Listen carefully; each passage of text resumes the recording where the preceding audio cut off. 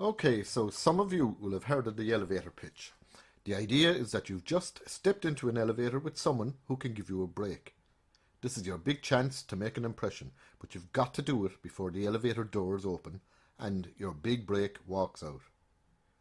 The elevator pitch is a business concept, but it's also perfect for job hunting. You can use it to pitch to potential employers, and you can use it to get your message out there through your network and let the world know that you're available and have a lot to offer if anyone's interested in hiring you.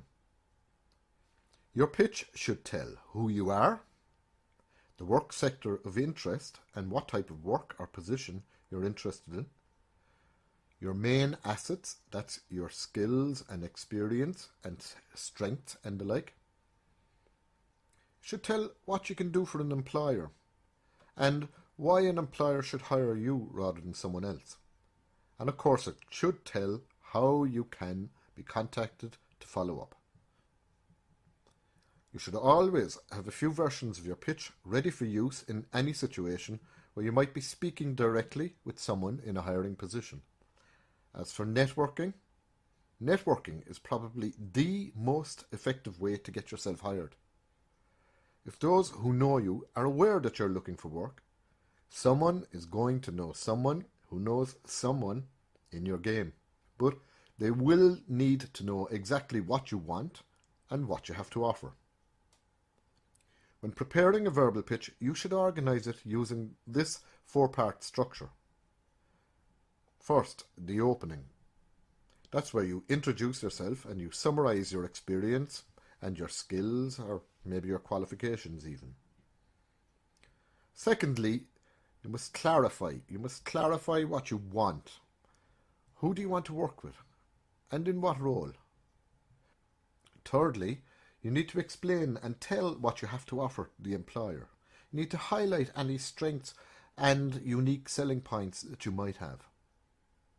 You need to tell what you've done in the past that demonstrates why you should be hired rather than someone else. And you need to tell it in a way that the employer knows where the gain is. This is not about you. It's about what the employer gets if they hire you. And finally, the close.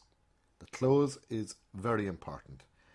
Ensure that you ask for a follow-up meeting to discuss a possible job. Give your contact details and ask for theirs. Don't rely on them to contact you. Ask them if it's okay to contact them to confirm the follow-up if there's any ambiguity whatsoever about an agreed time. Your verbal pitch should always sound natural and conversational. Any occasion where you're meeting people is an opportunity to pitch yourself, and you might be familiar with the expression 6 degrees of separation. Growing your network and letting them know exactly what you want and what you can offer is eventually going to get you results. With this in mind, it's a good idea to also prepare a casual social pitch. This pitch can be delivered as part of a general conversation and doesn't have to be delivered in one go in under a minute the way the elevator pitch does. So here's our summary tips for putting together your verbal pitch. Keep it brief and to the point.